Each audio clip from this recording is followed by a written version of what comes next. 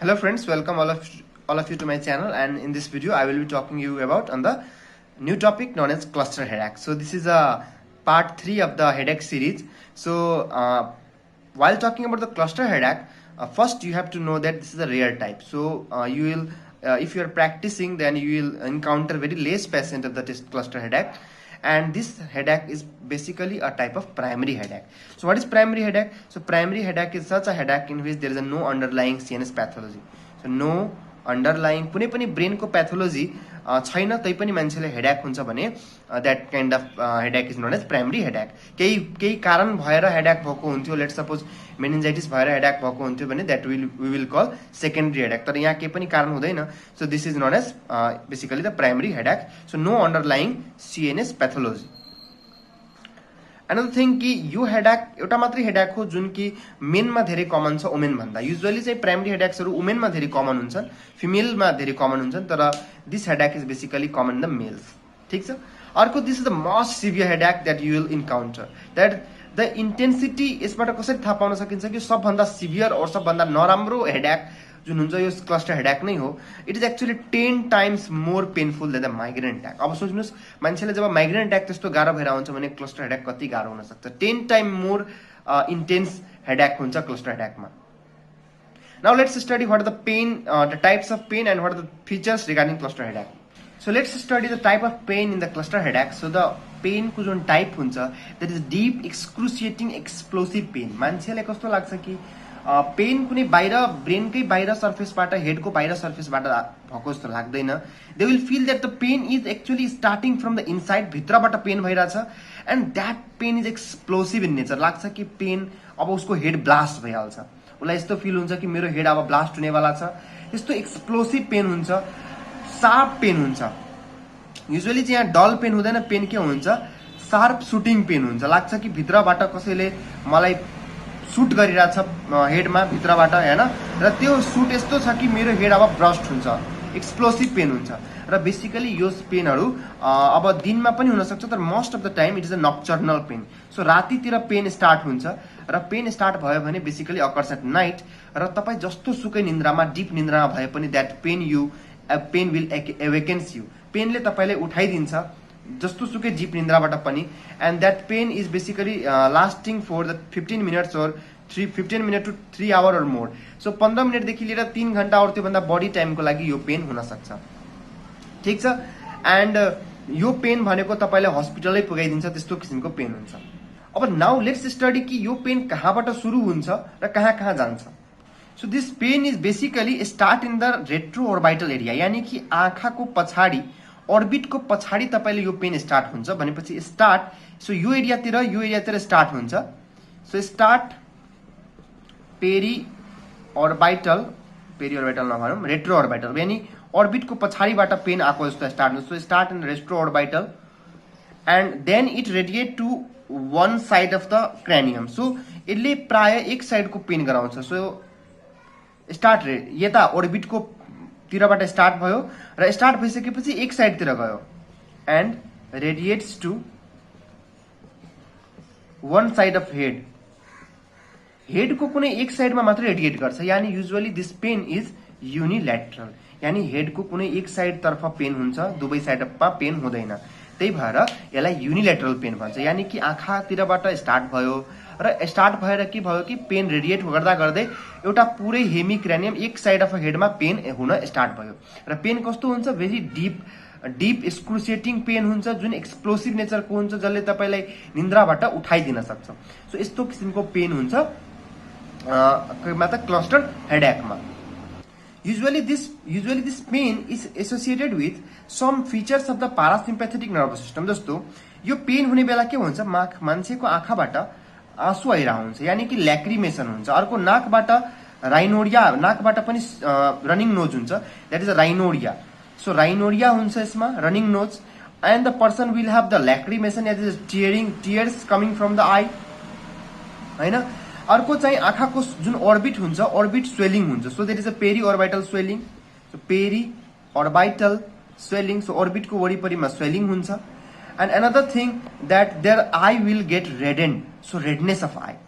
So redness of Alright. So what are the features? So the features are basically the lacrimation, the rhinorrhea, running nose, the periorbital swelling, and the redness of eye. These all are the features of basically the parasympathetic hyper secretion. So parasympathetic को फिचर्सहरु लिएर आउन सक्छ, that is कि pain भएको बेला मान्छेलाई आँखा दुखिरा हुन्छ, पेरिओर्बिटल स्वेलिङ भइसक्छ, एक साइडको आँखामा युजुअली चाहिँ यो सबै फिचर्सहरु अब युजुअली एक साइडमा बढी देखिन्छ, यानी कि राइनोरिया हुन सक्छ हैन, ल्याक्रिमेसन आँखाबाट आँसु हुन्छ।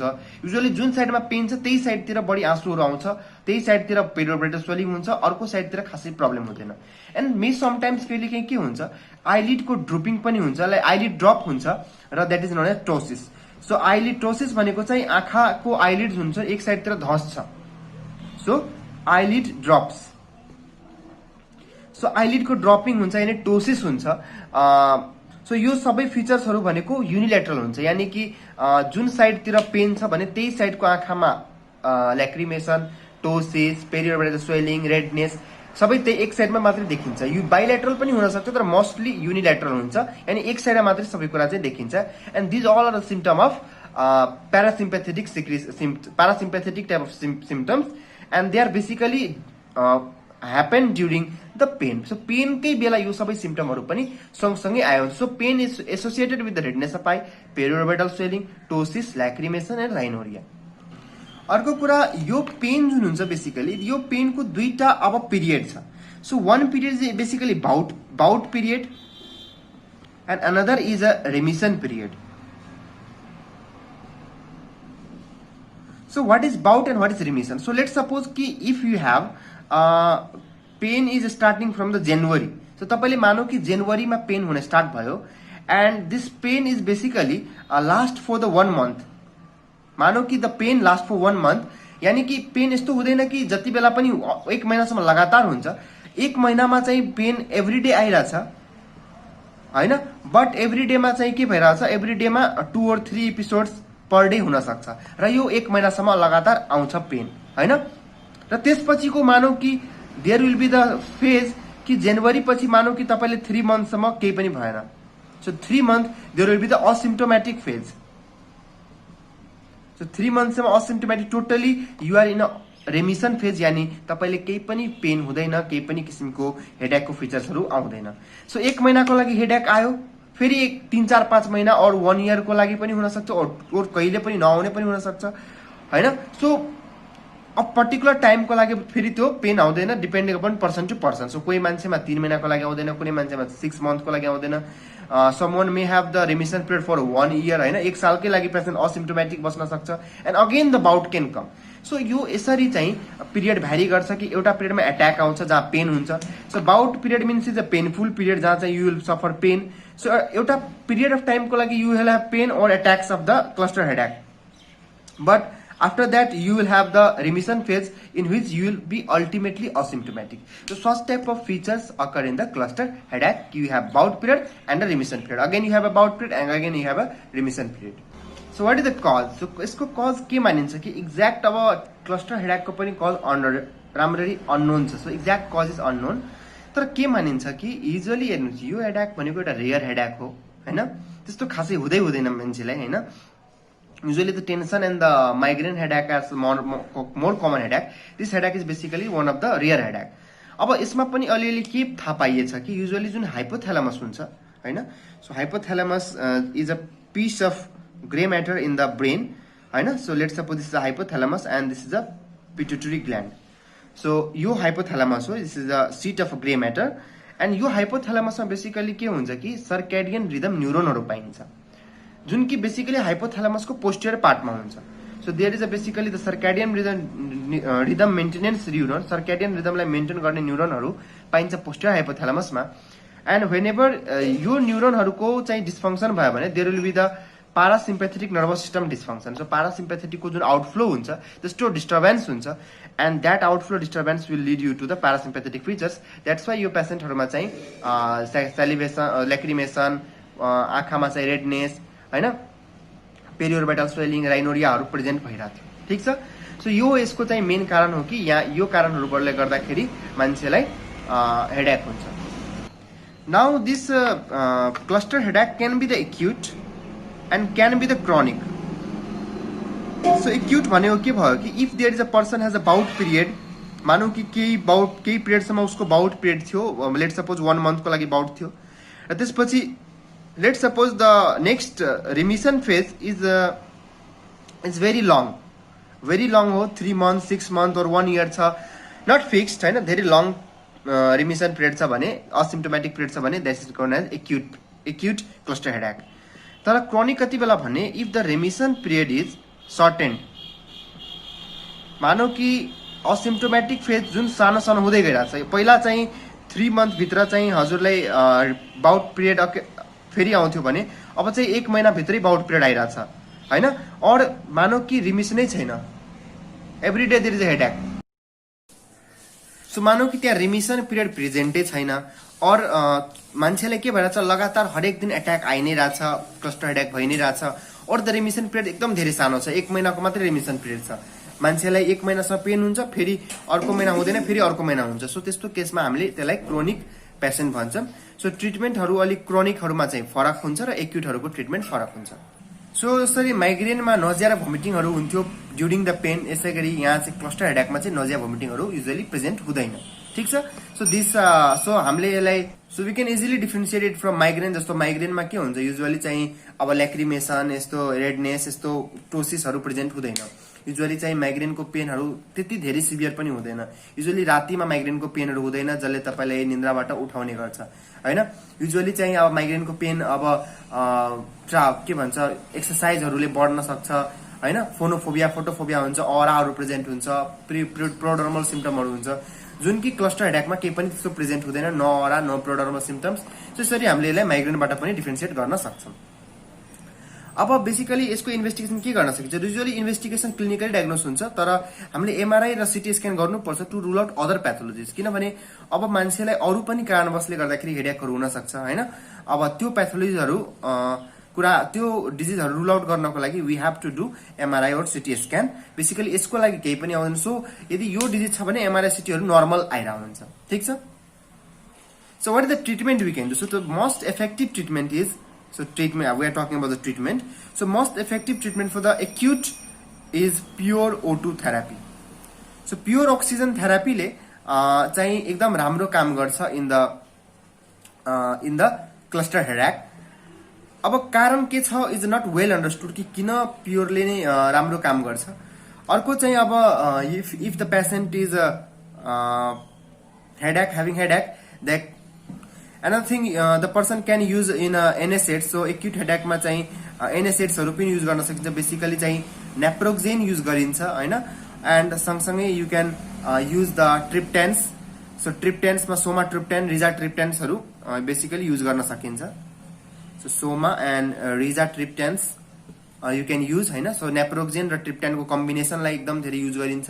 Pure O two therapy is a first best therapy. त्यो नभए पनि योहरू पनि युज गर्न सकिन्छ हैन। अर्को चाहिँ आजकल अब युजुअली चाहिँ अब ट्रिप्टेन्सहरू चाहिँ इन्ट्राभेनस दिनुपर्छ। अब न इन्ट्राभेनस दिएपछि you can use as a nasal spray. So nasal spray पनि पाउँछ, सेम औषधिहरूको चाहिँ यो नेजल स्प्रे पनि युज गर्न सकिन्छ। So these are basically treatment for the acute cases. So acute केसेसहरूमा चाहिँ हामी यो ट्रिटमेन्ट गर्छौँ। तर क्रोनिक केसमा we will have to give the prophylactic treatment. So chronic केसेसमा you can use the verapamil, calcium channel blocker, and ergotamine and the lithium. So these are the drugs used in the basically chronic cases of cluster headache. So chronic cases ma yoहरू use गरिन्छ। Another form of treatment is TVNS. So TVNS basically चाहिँ यसको नाम हुन्छ transcutaneous vagus nerve stimulation. Transcutaneous vagus nerve stimulation. So there is another thing, this is a very effective treatment हैन। So TVNS मा basically के गरिन्छ कि यो जुन सर्भाइकल रिजन छ, let suppose is cervical region. So cervical region को vagus नर्भमा के गरिन्छ त डाक्टरहरूले, they will give actually a low voltage pass current. So the doctor will pass the low voltage current in the vagus nerve of the cervical region. And this vagus nerve cervical region, whenever gets activated, then they will stimulate the parasympathetic nerves of the brain. So ब्रेनमा भएको नर्भ्सहरूलाई stimulate गर्छ र यसले गर्दाखेरि ultimately headache relieve हुन्छ। So headache relieve हुन्छ हैन। सो के भयो, भ्यागस नर्भ जुन सर्भाइकल रिजनमा छ त्यसमा लो भोल्टेज करेन्ट पास गर्ने र त्यसले अल्टिमेटली ब्रेनमा भएको नर्भ्सहरूलाई स्टिमुलेट गर्छ र अल्टिमेटली हेडेक रिलिभ भएको पाइन्छ। And such a form of treatment is known as transcutaneous vagus nerve stimulation. So यो पनि एउटा इफेक्टिभ ट्रिटमेन्ट हो, can be use in any form, acute केसमा पनि दिन सकिन्छ और जहाँ चाहिँ मेडिसिन्सहरूले राम्रो काम गर्दैन त्यहाँ चाहिँ यसले एकदम राम्रो इफेक्टिभ काम गर्न सक्छ।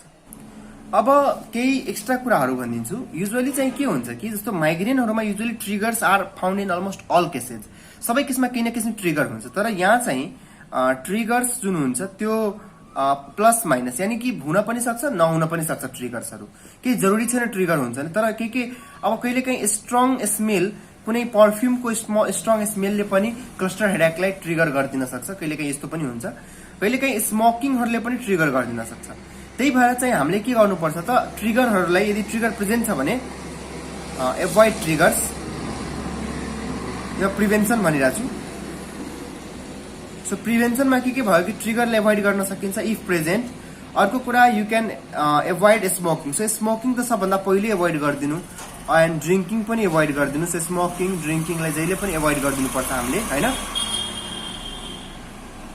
अर्को रिमिसन फेज अलि लामो राख्न हेल्प गर्छ योगा एन्ड मेडिटेसनले। सो योगा र मेडिटेसनले चाहिँ बाउट एट्याक छिटो आउन दिँदैन, यानी कि एट्याकलाई एकदम बढी ढिलो गरिदिन सक्छ हैन। पछि एकदम धेरै यसले चाहिँ फ्रिक्वेन्सी अफ एट्याक, रिअकरेन्स चान्सहरू एकदम धेरै घटाइदिन्छ। So this is all about the cluster headache. I hope you will like my video. So thank you, and if you like, please subscribe.